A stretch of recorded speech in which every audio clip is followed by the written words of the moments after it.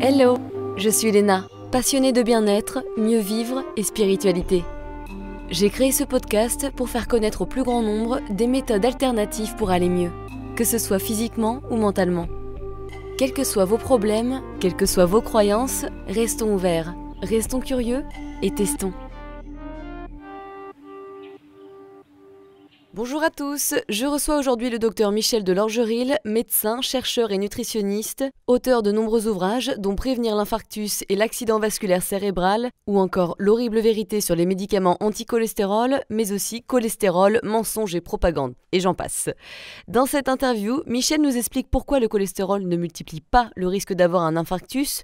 On parle des véritables facteurs de risque, du danger des statines, ces médicaments anti-cholestérol qui sont prescrits dans le monde entier. On aborde les méthodes de prévention et cet épisode est aussi l'occasion pour lui d'évoquer la puissance des autorités et des industries pharmaceutiques ainsi que la difficulté de se faire entendre et de changer les croyances. Comme il dit, vous êtes face à une muraille, il y a à la fois des intérêts financiers et politiques. Alors qu'est-ce qu'on peut faire du coup ? Je dirais prévenir mon petit, se renseigner, s'éduquer et prévenir plutôt que guérir. Bonne écoute ! Bonjour Michel, ravi de vous avoir dans le podcast Horizon. Bonjour. Je sens que vous allez nous apprendre plein de choses et mes neurones en sont ravis. Quand j'ai commencé à lire un de vos livres, Prévenir l'infarctus et l'accident vasculaire cérébral, il y a une phrase qui m'a interloquée et je voudrais que vous nous en disiez un petit peu plus. Vous parlez en fait d'un paradoxe concernant les maladies cardiovasculaires. Elles sont difficiles à comprendre mais plutôt faciles à empêcher. Expliquez-nous. Alors, les maladies cardiovasculaires, ce sont des maladies multifactorielles, comme on dit. Mais vous voyez, c'est pas du tout la même chose de faire un infarctus du myocarde, une atteinte du cœur, et de faire un accident vasculaire cérébral. En fait, les mécanismes qui y conduisent sont différents.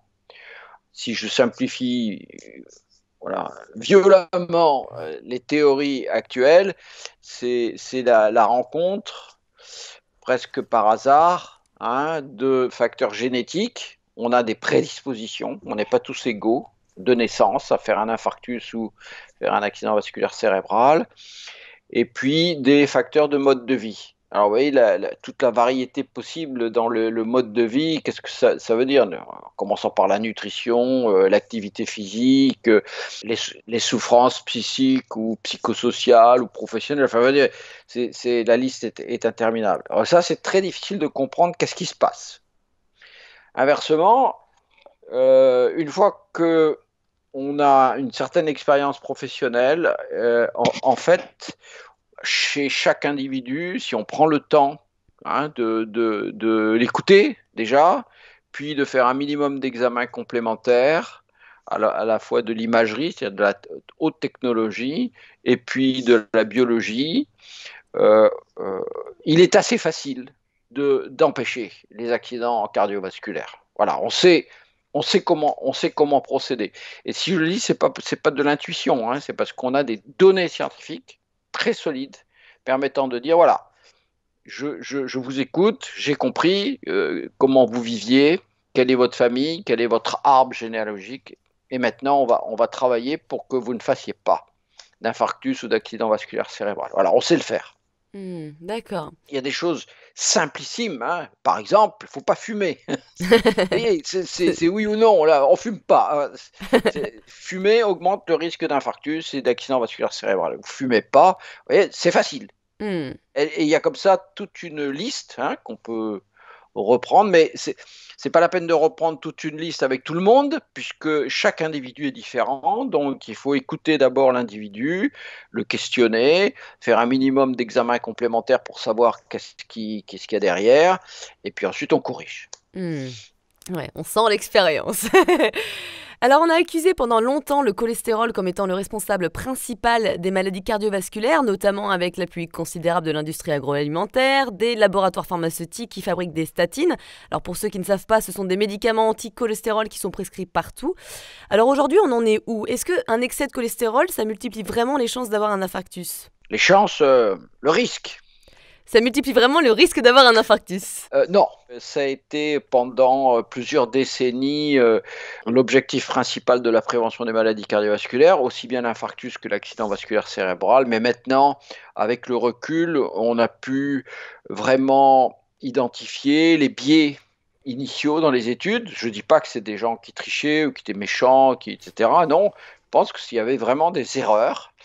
Et puis ensuite, à partir des années 90, il y a plusieurs étapes, hein, c'est une très longue histoire. Euh, mais disons qu'au départ, ce sont des gens qui sont pleins de bonne volonté, mais qui vont se tromper, qui vont faire. On est dans les années 50, hein, du siècle dernier, hein, donc 50, 60. Hein, donc là, l'approche scientifique des maladies, ce qu'on appelle l'épidémiologie, était encore très naïve. Les grands progrès ont eu lieu dans les années 80-90, hein, pour l'épidémiologie, la compréhension des maladies. Secondairement, après cette première étape, on va dire un peu naïve, il y a eu l'étape de la guerre entre les producteurs de produits animaux, viande et produits laitiers, pour dire vite, hein, donc des graisses saturées d'origine animale, et puis de l'autre côté, ceux qui voulaient imposer des matières grasses d'origine végétale, notamment les huiles de coton, les huiles de maïs, les huiles de soja, etc. Parce qu'on avait les graines de coton qu'on jetait. On prenait la fibre, et puis ça se passe aux États-Unis essentiellement, on prenait la fibre pour faire des tissus, etc., mais on laissait les graines qui pourrissaient. Et il y en a un qui a eu l'idée, ben oui, mais ces graines, elles contiennent du gras, on va les presser, puis on va faire de l'huile. Mais cette huile s'abîmait très vite, alors on a inventé les margarines. Voilà, c'est un peu, c'est un peu l'histoire comme ça. Voilà. Mais après, il y a eu le soja, et le soja, même problème. On voulait les protéines, qu'est-ce qu'on fait des lipides? Ah ben on va faire de l'huile, avec de l'huile, on va faire des margarines, etc., etc. Voilà. Donc il y a eu une véritable guerre. C'était parallèle à la guerre vis-à-vis du tabac. Hein, c'était à la même époque, il y avait les anti-tabac, puis il y avait ceux qui fumaient, et puis qui disaient non, c'est pas grave, le tabac, ça fait pas des infarctus. Et à côté, il y avait la guerre entre ceux qui disaient le beurre, ça fait pas d'infarctus, et les autres qui disaient le beurre, ça fait des infarctus, prenez de l'huile de coton ou de l'huile de soja. Voilà. Et la troisième étape, ce sont les médicaments. Alors ça, la troisième étape comment dire, marche d'escalier. Les premiers médicaments étaient de mauvaise qualité, ont été rejetés assez facilement. Et puis, alors, juste pour vous dire, les graisses saturées d'origine animale, c'est plutôt associé à une augmentation du cholestérol, tandis que les graisses végétales, c'est plutôt associé à une diminution du cholestérol. Donc, on ne disait pas que c'est le beurre qui fait l'infarctus, on disait c'est le beurre qui augmente le cholestérol et le cholestérol qui fait l'infarctus. Voilà. Et donc est arrivée la grande théorie que le cholestérol bouche les artères. Mais ça ne s'est jamais vu. On n'a jamais vu une artère bouchée par du cholestérol. Vous voyez, si vous allez sur Internet et que vous tapez athérosclérose, vous allez voir plein d'images montrant une artère coronaire bouchée par du lipide ou du cholestérol, mais vous ne verrez jamais une donnée d'autopsie. Hein, ce sont des graphiques que les gens ont dessinés à partir d'une théorie. Mais quand on fait des autopsies, malheureusement j'en ai fait, mais j'ai eu des patients qui étaient décédés, et puis quand on est un bon médecin, on va voir qu'est-ce qui s'est passé. Là, on n'en voit jamais. On ne voit jamais des coronaires bouchés par du cholestérol. Ça n'existe pas. Mais c'est quand même même pas dingue. par des lipides. Ça n'existe pas. Voilà. Alors ensuite, alors évidemment, il y avait des disputes, parce que ce que je vous dis là, mais évidemment, certains le voyaient, d'autres ne voulaient pas le voir. On voulait vendre l'huile de coton, le cholestérol, c'était un bon argument. C'est un bon argument parce que, vous voyez, le cholestérol, vous le mesurez au laboratoire, voilà, et puis vous dites aux gens de changer, voilà, vous supprimez toute la viande, plus de côte de porc, plus de steak, plus de beurre, plus de fromage, le cholestérol va baisser, et donc vous faites un dosage, et le docteur, il est content, et le patient est content, et j'ai baissé mon cholestérol, voilà. Vous voyez, c'est un paramètre qui est facile à mesurer. Facile à mesurer et assez facile à diminuer. Mais c'est encore plus facile avec des médicaments, et donc arrive la troisième étape. L'étape, c'est progressivement des médicaments de plus en plus puissants pour diminuer le cholestérol. Et là, on va vivre quelque chose de terrible, hein, c'est-à-dire, là, l'industrie pharmaceutique est au premier rang, et elle va littéralement créer une problématique artificielle concernant le cholestérol.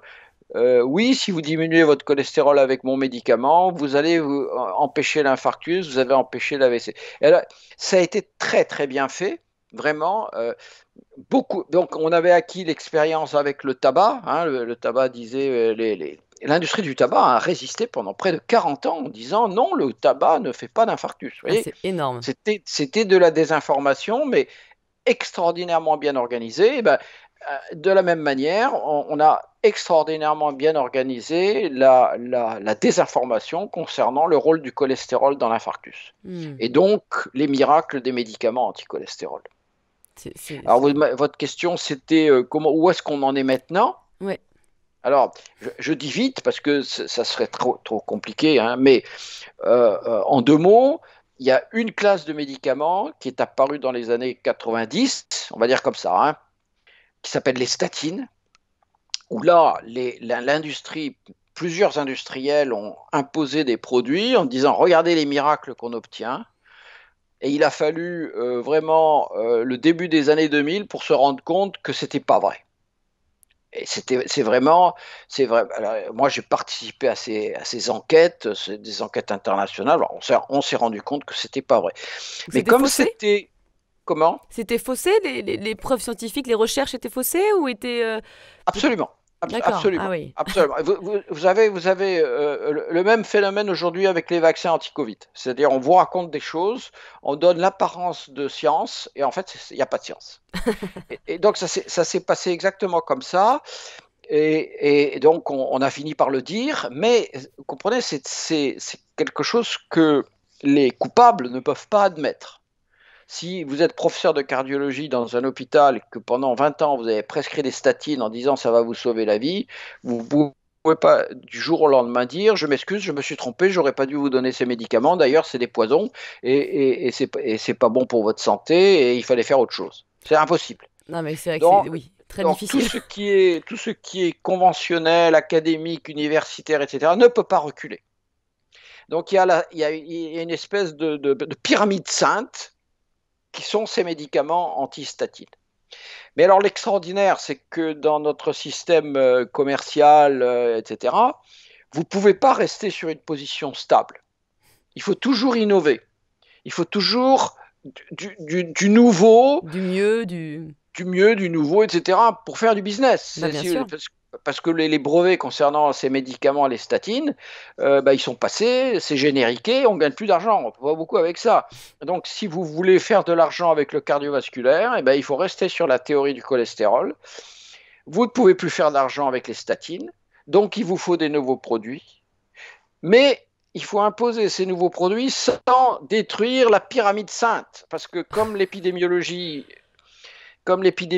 a montré que c'était pas vrai, qu'il y avait une relation entre cholestérol et maladies cardiovasculaires, la seule chose qui leur reste, c'est les études avec les statines.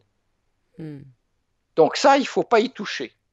Alors c'est difficile. Bah oui. Ouais. Mais il s'est passé quelque chose d'extraordinaire, on va dire, après 2010, hein, donc au cours des 10 dernières années, c'est qu'on a mis au point des médicaments, des nouveaux industriels ont mis au point des médicaments bien meilleurs que les statines. Et ces médicaments sont à la fois efficaces pour diminuer ce qu'on appelle le mauvais cholestérol et pour augmenter de manière extraordinaire ce qu'on appelle le bon cholestérol, LDL, HDL. Oui. Donc, on avait avec une nouvelle classe de médicaments la possibilité de tester vraiment l'hypothèse que le cholestérol est coupable ou pas. Et oui, c'est vrai. Ouais. Voilà, et ces médicaments, ils ont donné lieu pendant une dizaine d'années à peu près à des recherches intensives, avec des essais cliniques, avec 4 industriels impliqués. Vous voyez, c'était vraiment, ils y croyaient. Hein, il y avait de l'argent dedans, je pense. Ouais. Oui, non, mais sur le plan théorique aussi, c'était intéressant, puisqu'on avait des produits, des médicaments qui diminuaient le mauvais cholestérol autant que les statines et qui, c'est-à-dire autour de 30%, ça dépend de la dose évidemment, autour de 30-35%, comme les statines, et en même temps augmenter mais de près de 100%. Vous voyez, c'était des médicaments miraculeux et tout le monde y croyait.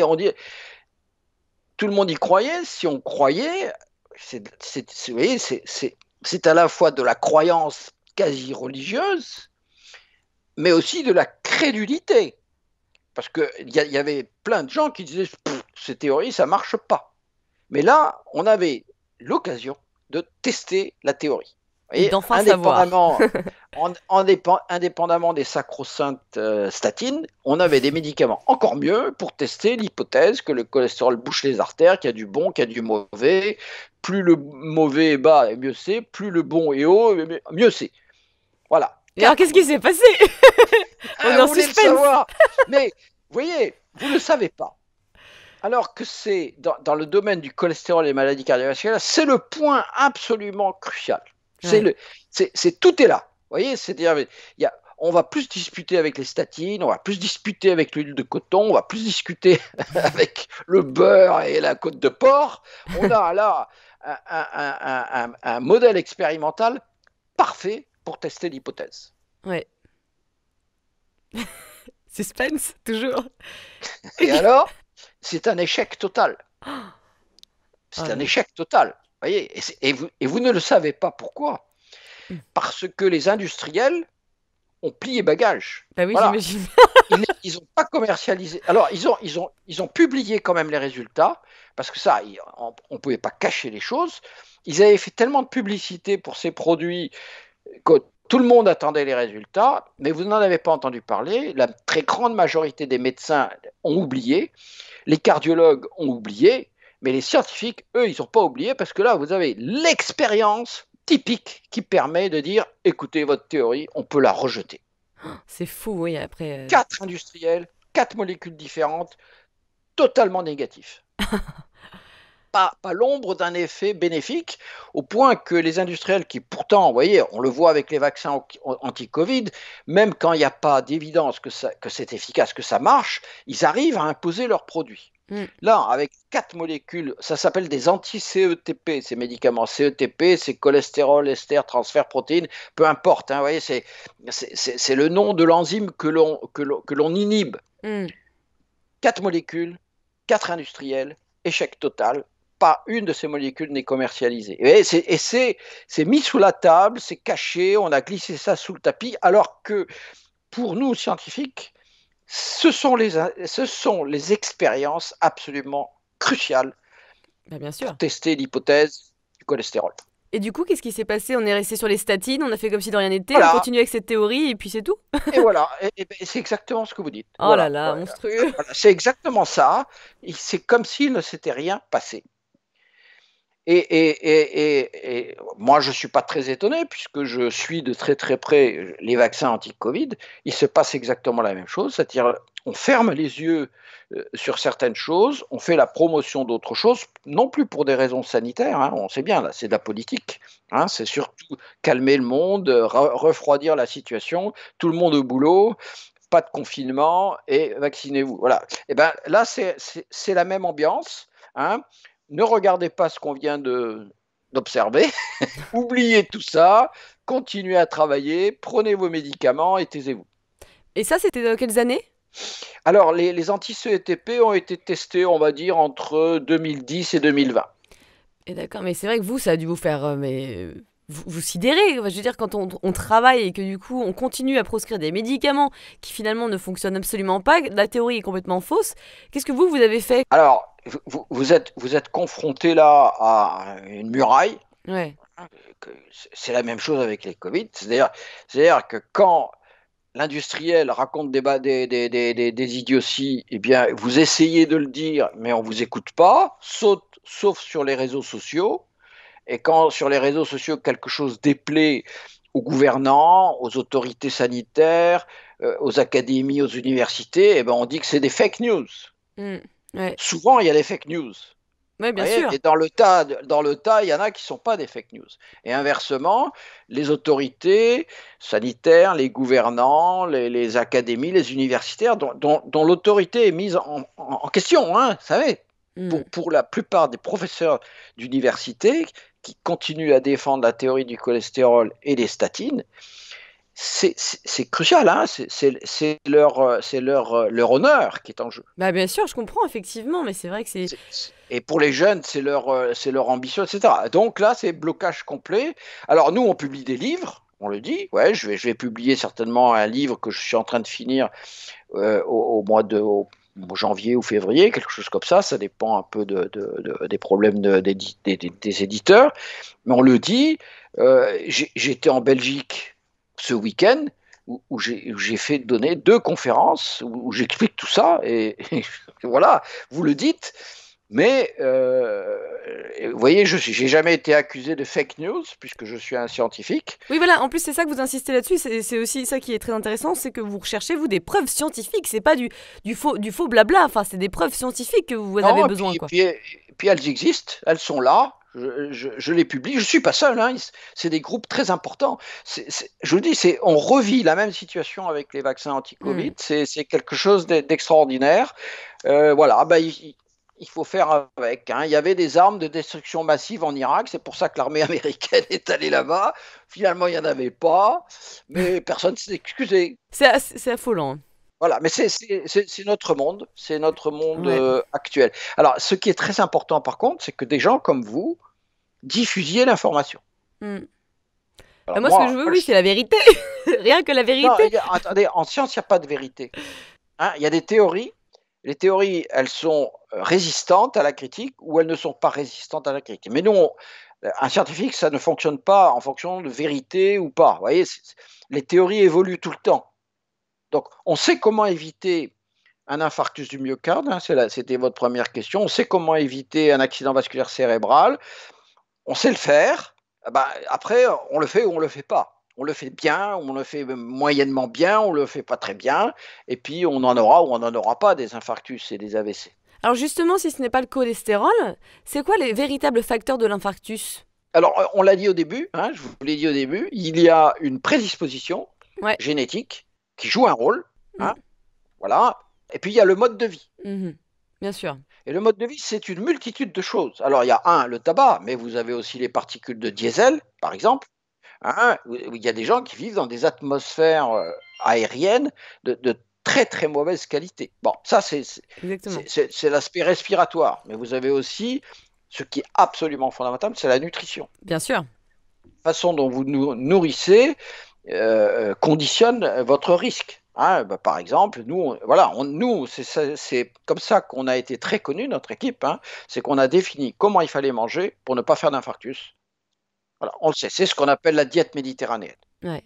Voilà. Ouais. Et évidemment, la diète méditerranéenne des années 50 ou 60, la Sicile, la Grèce, le sud de l'Espagne, etc., on peut le moderniser, on peut l'adapter aux conditions modernes d'existence. On va en Voilà. reparler de toute façon. Ouais. Voilà. Et puis après, il y a l'activité physique. Hein. Vous voyez, les gens, ils sont devant leur ordinateur toute la journée. Il suffit d'aller sur une plage en été pour voir la catastrophe du surpoids. Ouais. Chez les hommes, comme chez les femmes, chez les vieux, comme chez les jeunes, chez les enfants maintenant. Vous voyez, ça, ce sont des. Voilà, on a une épidémie de diabète, on a une épidémie d'obésité. Voilà, ça, ce sont des facteurs très, très importants. Ouais. Et d'autres. Allez-y, continuez. Non, parce que c'est interminable. Il y a aussi le stress, ça, j'imagine. Alors, le stress, c'est une notion qu'on a beaucoup étudiée dans les années 70-80. Voyez, mais le stress, c'est quelque chose pour un physiologiste comme moi.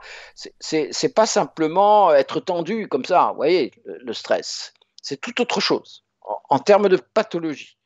Alors, parce que le stress, c'est quotidien. Vous êtes stressé tous les jours. Quand vous traversez la rue, vous êtes stressé. Hein, vous faites attention à droite, vous faites attention à gauche, et il faut faire. Oui, mais qui vous êtes au volant, le feu rouge, le passage piéton, le vélo, vous êtes stressé. Au travail, vous êtes stressé. Dans la vie quotidienne, vous êtes stressé. Quand vous rentrez à la maison un peu tard et que votre conjoint n'est pas content, vous êtes stressé. Quand il faut emmener les. Vous voyez, le stress, c'est la vie. Alors, c'est donc pas la notion de stress qui est importante, c'est la notion de souffrance. Parce qu'on peut être stressé, actif, très actif, mais sans souffrir. Un sportif, c'est quelqu'un d'extrêmement stressé, qui doit s'entraîner, doit se voir. Oui, mais le problème, c'est la souffrance. C'est-à-dire que quand le mal-être, je vous donne des exemples très très simples. Moi, je le vois dans mon activité professionnelle. Les gens vous racontent des choses épouvantables. Hein, il y a des gens, par exemple, vous voyez,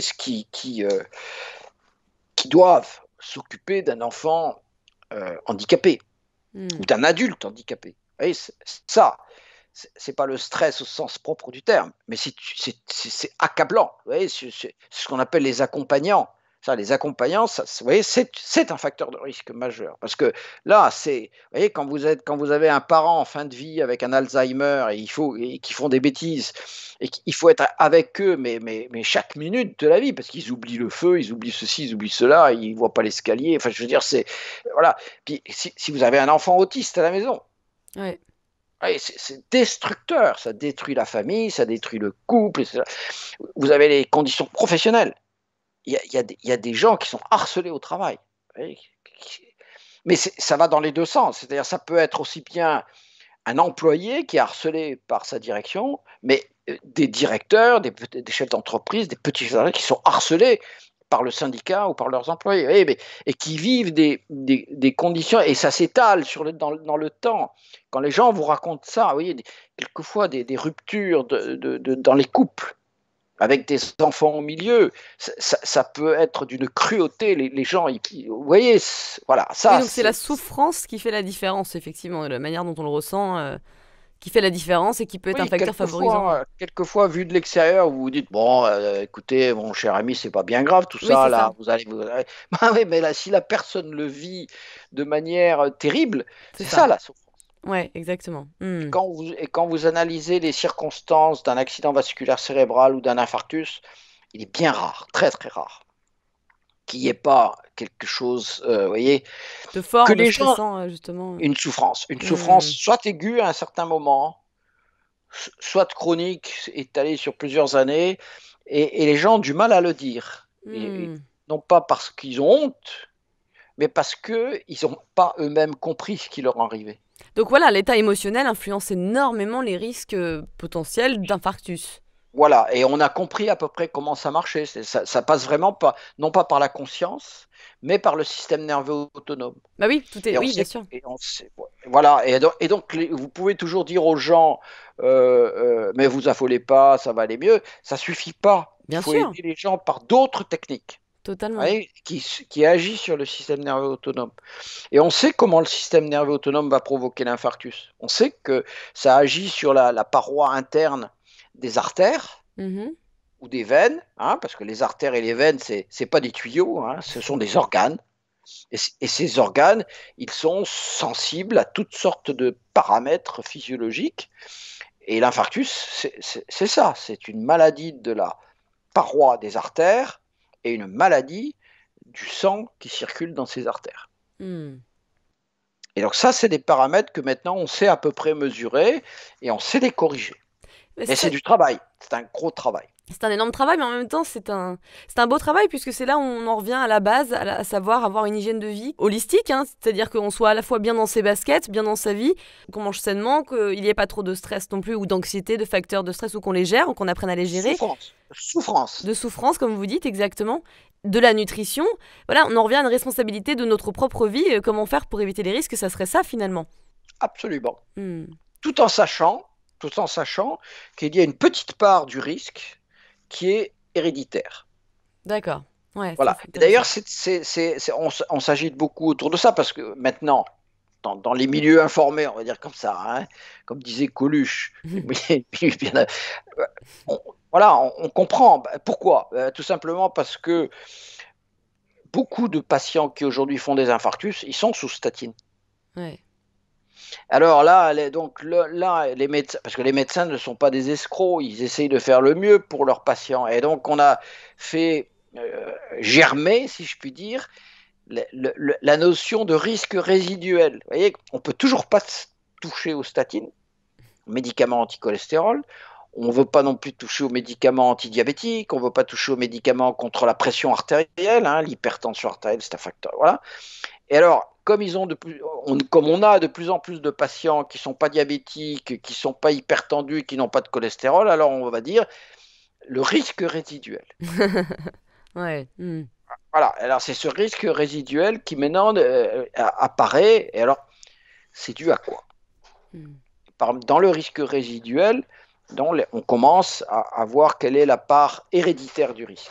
j'aimerais bien avoir votre point de vue par rapport à ça. Si quelqu'un prend des statines ou voilà, on va chez le docteur et le cardiologue qui lui prescrit ce genre de médicaments ou qu'on lui dit qu'il a un niveau anormal de cholestérol, qu'est-ce qu'ils peuvent faire? Parce qu'on est perdu finalement. Voilà, mais oui, mais c'est une circonstance qui m'est très habituelle. Ouais, bah oui, j'imagine. Alors, je ne vais pas vous détailler comment je procède, mais voilà les conseils que je donne. Un, il ne faut pas se fâcher avec son docteur. Ça ne sert à rien. Le docteur, il fait de son mieux et il est utile. Il rend service. Ouais. Il essaie. Bon, on sait que, les professions médicales sont en crise, certaines plus que d'autres, et que le système de santé est au bout du rouleau. Voilà, ça, on le sait, on l'a vu avec la crise de la Covid, hein, c'est vraiment, ça nous a éclaté au visage. Hein, et vous voyez, c'est extraordinaire, même les campagnes de vaccination ne sont pas passées par les médecins. C'est un phénomène extraordinaire. Il a fallu monter des vaccinodromes alors qu'il y a des médecins installés partout. Voilà. Bon, donc il y a deux problèmes. Il y a le problème de la crise des professions médicales, alors, qui est évident dans certaines professions médicales, par exemple la psychiatrie ou bien la pédiatrie, vous voyez. Pas trop en cardiologie parce que ils ont des combines, hein, comme les médicaments prescrits systématiquement, les examens complémentaires prescrits systématiquement, etc. Donc, ça ne sert à rien d'aller dire à un médecin qui pense faire de son mieux, qui est lui-même harcelé par l'assurance maladie, par le conseil de l'ordre, et par toutes sortes de trucs, par le professeur à l'université qui leur a dit c'est comme ça qu'il faut faire et pas autrement. Et si vous avez la moindre critique, par exemple à propos des statines, eh ben, il va vous accuser. Ouais, bien sûr, il va vous accuser de mettre en danger vos patients. Hein, donc, il ne faut jamais se disputer avec son médecin. Et donc, ne pas se disputer, ça veut dire ne pas remettre en question ses prescriptions. Parce que si le médecin prescrit un médicament et que vous ne voulez pas le prendre et que vous lui dites « j'en veux pas », c'est remettre en question son savoir, sa science, etc. Donc, il ne faut pas le faire. C'est aussi simple que ça, il ne faut pas le faire. En fait, il faut dire au revoir et aller voir quelqu'un d'autre, c'est ça? Alors, on peut faire ça, et puis après, on le fait ou on ne le fait pas. La prescription de statine, on la fait ou on ne la fait pas. Et donc là, on est face à des problèmes majeurs, c'est que dans la liste des médicaments que le docteur a donnés, il y en a des inutiles, il pense lui faire bien, les statines, mais il y en a sur la liste qui sont utiles. Et donc, vous voyez, c'est là la crise des professions médicales, c'est que les patients sont de plus en plus sceptiques. Bah oui, ouais. On l'a vu avec la Covid, hein, il a fallu obliger les gens à se faire vacciner. Les gens ne voulaient pas, un Français sur deux. Vous voyez, qu'est-ce que c'est qu'une population avec des gens qui suivent de manière systématique tout ce qu'on leur dit, et ceux qui sont un petit peu dans la critique, et ceux qui sont violemment dans la critique. Hein, donc, à un moment donné, c'était 1 sur 2 des Français, ce qui est énorme. Ils disaient, je ne veux pas de votre vaccin. Ouais, donc pour les médecins ou pour les autorités sanitaires, c'est catastrophique. Oui, mais vous pouvez pas, vous pouvez pas vous opposer frontalement. Non. Et donc ça met en danger les patients, ce scepticisme, cette perte de confiance, cette crise du système sanitaire, cette crise des professions médicales met en danger les patients. Parce que sur la liste, parce que le risque, c'est que le patient dise moi je veux pas de son médicament, mon cholestérol a toujours été bas, je vois pas pourquoi le docteur accuse mon cholestérol, donc je prends pas son médicament. Ouais, bon d'accord, mais le risque, c'est qu'ils rejettent les autres médicaments de la liste. Qui, eux, peuvent être utiles, c'est ça? Qui, eux, peuvent être efficaces. Voilà, alors moi, à mon niveau, quand j'aide, j'écris des livres, quand on me demande mon avis, je donne mon avis, mais vous voyez bien qu'il y a des dizaines de milliers de médecins sur le territoire français ou en Europe, et voilà. Et il n'y a pas des gens comme vous pour venir demander comment on fait. Donc, on ne se fâche pas. 2, on se renseigne. Mais là, le renseignement, c'est soit de lire les livres du docteur de Lorgeril, mais il n'est pas le seul, soit de passer par les réseaux sociaux, et là, c'est la plus grande confusion qui règne. En fait, c'est ça, c'est que du coup, on a l'impression qu'on est perdu. C'est exactement ce que vous dites, on est perdu. Donc, soit on prend des médicaments, mais ça peut nous faire peur aussi, parce qu'on commence à se rendre compte des conséquences que ça peut avoir sur notre santé. soit on les prend pas, mais il peut aussi y avoir des conséquences sur notre santé. On va voir des informations sur les réseaux sociaux ou des livres. Il y en a un qui va dire ça, l'autre qui va dire l'inverse. On est perdu. C'est Oui. assez horrible comme situation. Voilà, voilà, moi de mon côté, j'essaye d'apporter des informations euh, à la fois, par exemple, sur la vaccination. Hein, j'ai publié 9 livres sur les vaccins ou sur les maladies cardiovasculaires ou sur la nutrition. Vous savez, vous êtes face à une muraille. Hein, vous êtes face à une muraille. Hein, les intérêts, il y a à la fois des intérêts financiers, politiques, hein, parce que si, vous voyez ce qui se passe avec la ministre de la Santé actuellement, elle est mise en accusation. Hein. Je vais pas juger, je vais pas juger de ce qu'a été son comportement au moment des faits, mais oui, pour eux, c'est dur. Hein. Vous avez avec le sang contaminé, c'était un scandale épouvantable. C'était absurde ce qu'ont fait les gouvernants à l'époque.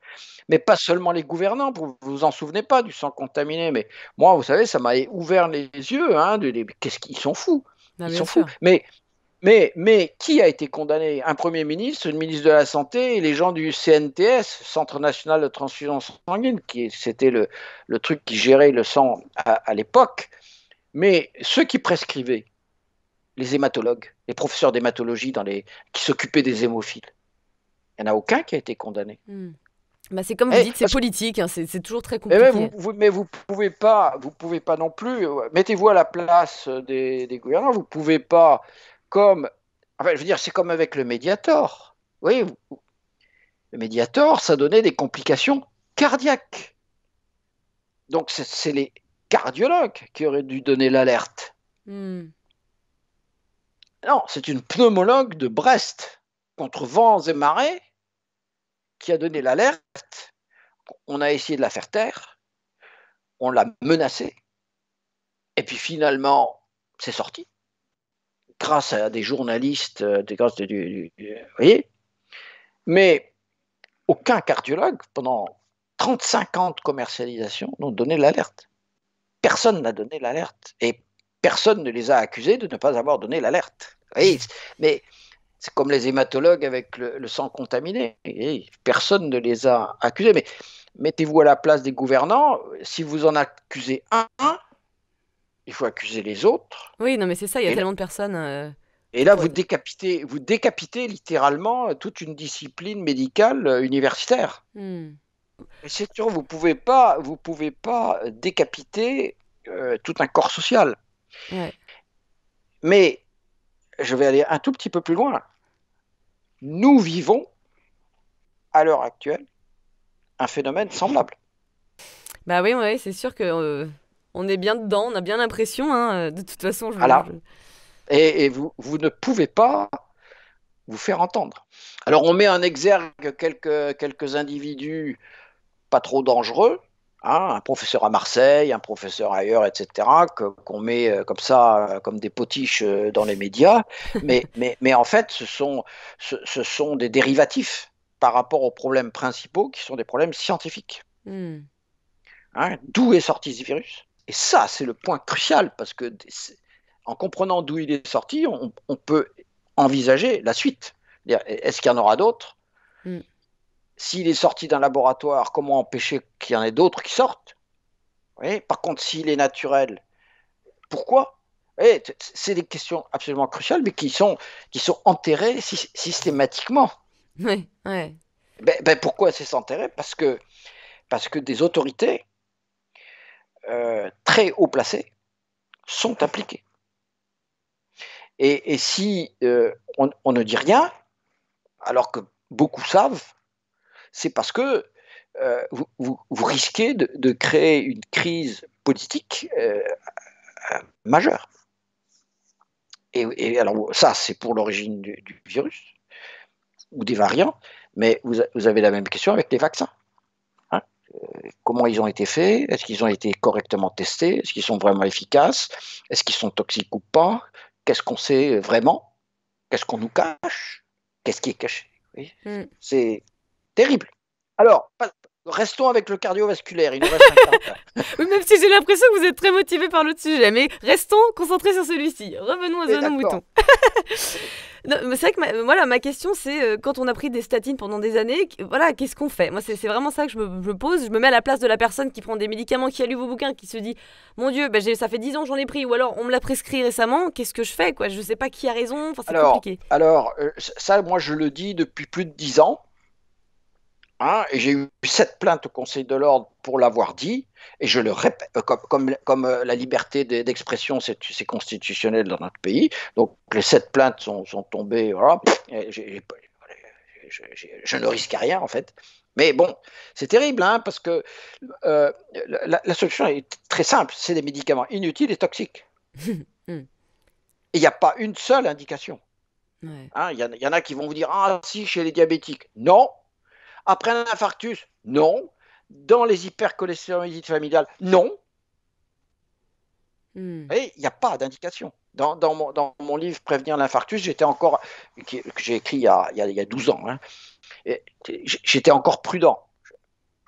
Pour le post-infarctus ou le diabète, je disais déjà non, ça sert à rien. Mais dans l'hypercholestérolémie familiale, je disais écoutez, il n'y a pas de données scientifiques solides, je ne sais pas trop. Maintenant, on les a. Voilà, donc c'est non. D'accord. Parce que oui, c'est quoi les risques? Qu'on sache, hein, les risques des statines, vous dites ça sert à rien, mais en plus c'est dangereux. En quoi c'est dangereux? Qu'est-ce que ça provoque dans l'organisme? Par exemple, ça favorise le diabète. Le diabète, c'est vraiment un facteur de risque de maladie cardiovasculaire. Si vous prenez des statines, vous intoxiquez vos muscles, et donc vous aurez moins tendance à avoir de l'activité physique. Le manque d'activité physique, c'est un facteur de risque. Ouais. Quand vous prenez des statines, vous bloquez le métabolisme du calcium quelque part dans les os, et le calcium se déplace des os vers les artères. Pas bon ça. Ah oui, d'accord. Eh oui, c'est toxique pour le rein. Ouais. Vous voyez, c'est toxique pour les neurones. Hein, quand vous donnez des fortes doses de statine, au bout de 8 jours, voire de 2 semaines, les gens viennent vous voir en vous disant docteur, je dors plus. Ou bien je perds la mémoire, je sais pas, depuis que vous me donnez ce médicament là, je sais pas ce qui se passe, etc. Voilà, puis il y a des troubles psychiques, hein, qui sont pas les mêmes chez les hommes et chez les femmes, parce que ça interfère avec le métabolisme hormonal, les hormones. Alors les hormones du stress, Ouais. les hormones sexuelles, etc. Donc c'est vraiment il y a beaucoup d'effets négatifs, ce qu'on appelle des effets indésirables, et il y a aucun bénéfice. J'ai publié un livre qui s'appelle L'horrible vérité sur les médicaments anti-cholestérol. Alors, ça, c'est un livre qui est simple. Je ne suis pas en train de me faire de la publicité, je m'en fous, hein, mais c'est un livre qui est simple. Pour quelqu'un qui veut vraiment savoir à quoi servent ces médicaments, eh bien là, en 2 soirées, c'est lu. Et zéro critique. Je n'ai eu aucun universitaire, aucun expert pour venir me dire que j'avais dit des bêtises ou que j'avais pas les bonnes références, etc. Voilà, ça fait plusieurs années qu'il est publié, il se vend bien régulièrement, aucune critique.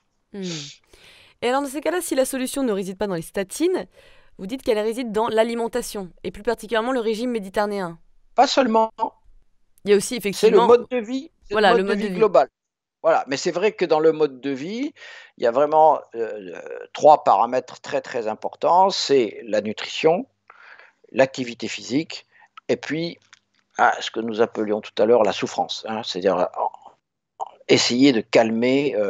Voilà, quand on arrive à gérer ça, plus les facteurs éventuellement, hein, qui ne sont pas constants, hein, mais qui sont beaucoup plus fréquents que je le pensais il y a une douzaine d'années. Hein. On a vraiment fait des progrès. Et ce facteur, disons, constitutionnel ou héréditaire ou familial, il n'est pas négligeable. Donc là, on a des modifications du mode de vie, et 2, neutraliser le facteur héréditaire. Le facteur héréditaire, par définition, vous ne savez pas le modifier par le mode de vie. Donc là, quand on en trouve un, il faut savoir le neutraliser. Alors là, je ne vais pas vous faire un cours de médecine, mais on sait le neutraliser. On sait faire. Pour l'accident vasculaire cérébral, c'est un petit peu différent. Ouais. C'est un petit peu différent parce que ce sont plutôt des embolies cérébrales avec des pathologies des artères carotides ou bien des pathologies cardiaques qui envoient des caillots dans le cerveau. Hein, c'est essentiellement ça. Et Donc, ce n'est pas la même approche que la prévention de l'infarctus. Pour le mode de vie, c'est la même chose. Pas tout à fait quand même, mais bon, ça se rapproche beaucoup. Mais pour les médicaments, ce n'est pas les mêmes. Mais dans les deux cas, en tout cas, il faut laisser le cholestérol tranquille. Il est plutôt protecteur. Voilà, d'accord. Par exemple, je vais vous donner un exemple très simple. Hein, peut-être qu'on pourrait s'arrêter là après, mais c'est que la Covid, c'est l'épidémie que l'on vit en ce moment, on a vu que ça provoquait des thromboses, des caillots. Oui. Le virus lui-même. Hein, donc on a des embolies pulmonaires, on a des infarctus, etc. On dit il est mort de la Covid. Non, il est mort d'un infarctus, mais cet infarctus, on avait une prédisposition, plus la Covid, toc, voilà. Alors après, ça se classifie différemment en fonction de toutes sortes de paramètres. Mais je pense qu'il y a consensus pour dire que et le virus et les vaccins favorisent les thromboses, les caillots. Oui. Donc, vous voyez, c'est un facteur supplémentaire qu'il faudrait savoir gérer intelligemment. Ouais. Alors pour finir rapidement, est-ce que vous pouvez nous dire quels sont les grands principes de l'alimentation méditerranéenne? Alors, il y a des gens qui le savent spontanément, parce que par leur famille d'origine méditerranéenne, on s'est transmis ce savoir. Ça, nous c'est absolument évident, on le voit quoi, presque quotidiennement, chez certaines personnes, changer leur nutrition, c'est une révolution, donc il faut pas trop brusquer, mais chez d'autres, c'est d'évidence, et quelques modifications, quelques corrections sont faciles, hein, voilà. Mais voilà, la diète méditerranéenne traditionnelle, ça n'a rien à voir avec la façon dont mange un Américain quoi, ou un Anglais. Ouais. Hein, c'est pas on n'est pas végétarien quand on est méditerranéen, mais les produits animaux sont quand même en faible quantité. Avec des Bah, bonnes graisses, j'imagine en plus. ben, dans la en zone méditerranéenne, c'est l'huile d'olive. Mais on peut faire un peu mieux, c'est-à-dire l'huile d'olive bio. Mais l'huile d'olive bio est chère et tous les budgets ne peuvent pas s'offrir ça. Donc, ce qu'on dit, nous, aux gens, c'est d'avoir à la fois une huile bio d'olive pour, par exemple, les assaisonnements, mais avoir aussi à côté une huile, comme l'huile de colza, Riche en oméga 3. qui contient des oméga 3 végétaux, mais pas les marins, ok. Et voyez, hop, c'est bien le colza, parce que c'est beaucoup moins cher, donc c'est accessible à toutes les bourses, mais ça ne vous apportera pas les oméga 3 marins. Pour avoir les oméga 3 marins, il faut que les oméga 3 des plantes soient transformés dans notre organisme, et pour ça, il faut aider notre métabolisme. Ça, c'est grâce aux polyphénols. D'accord. Les polyphénols, notamment ceux qui sont dans le raisin. Ouais. Et la forme de conservation du raisin qui est le vin. Ah oui. Bon, mais il faut aussi des graisses d'origine animale, hein, on en a besoin, et nous, on va préférer tout ce qui est graisse fermentée, c'est-à-dire des fromages, des yaourts, etc., plutôt de chèvres et de brebis, qui vont apporter aussi des aliments très importants. On avance doucement, là, on n'est pas contre les graisses d'origine animale, mais plutôt la brebis, Et le etc. chèvre. Voilà. Bon, et puis, il faut aussi des protéines. Alors, le fromage va vous en apporter un petit peu, mais les protéines d'origine végétale, c'est bien. Hein, donc, ça va être tout ce qui est. Légumineuses aussi, par exemple. Voilà, les légumineuses, mais il faut aussi des protéines d'origine animale, hein, parce que, par exemple, la B12, la vitamine B12, c'est l'animal. Alors, les œufs, les poissons, et un peu de viande, hein, pourquoi pas, plutôt des viandes blanches. Mais voilà, on a le droit de faire la fête de temps en temps. Hein. Vous voyez, c'est très large. Ouais, c'est très large. Et ce que j'aime bien dans votre livre, c'est que vous dites que des études épidémiologiques montrent que la mortalité cardiovasculaire, elle augmente au fur et à mesure que l'on s'éloigne des bords de mer pour prendre de l'altitude et trouver des prairies et une civilisation plutôt tournée vers la vache, son lait et sa viande. J'avais bien aimé cette phrase, elle était intéressante. Oui, mais bon, ben là, vous extrayez du contexte, hein, parce que depuis, on a montré que, par exemple, les fromages des alpages, tous les laitages des alpages ont une valeur, une très très bonne valeur. Ça, c'est des études suisses qui l'ont montré très bien. Et donc, quand vous allez chercher votre fromage, votre comté, votre abondance, etc., il faut prendre celui qui est fabriqué avec le lait des alpages pendant l'été, et non pas celui qui est fabriqué dans la vallée pendant l'hiver. Et pourquoi ça? Parce que c'est pas la même alimentation dans la vallée. Ils vont donner des granules à leurs bêtes, hein, parce D'accord. qu'il y a pas assez de fourrage. Tandis que quand les bêtes sont dans les alpages, là, elles se nourrissent avec les aliments des alpages. C'est extrêmement riche, notamment en polyphénol, en acides gras insaturés, en oméga 3. Et donc le fromage est complètement différent. D'ailleurs, si vous aimez les fromages, quand vous allez acheter votre fromage, il faut prendre des fromages fabriqués pendant l'été et pas ceux fabriqués pendant l'hiver. Et par contre, il faut les consommer quand même avec modération. Je crois que vous aviez dit que les acides gras saturés à longue chaîne présents en grande concentration dans le beurre et la crème favorisent les caillots, par exemple. Oui, mais c'est vraiment en grande quantité. Ouais. Hein, ça, c'est vraiment comment dire, le régime américain des années 50, 60. Ouais. Il y a- il y a- bon, ça a bien diminué maintenant.